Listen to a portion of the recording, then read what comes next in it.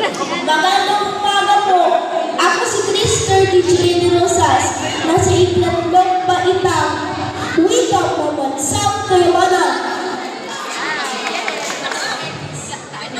Sa buwan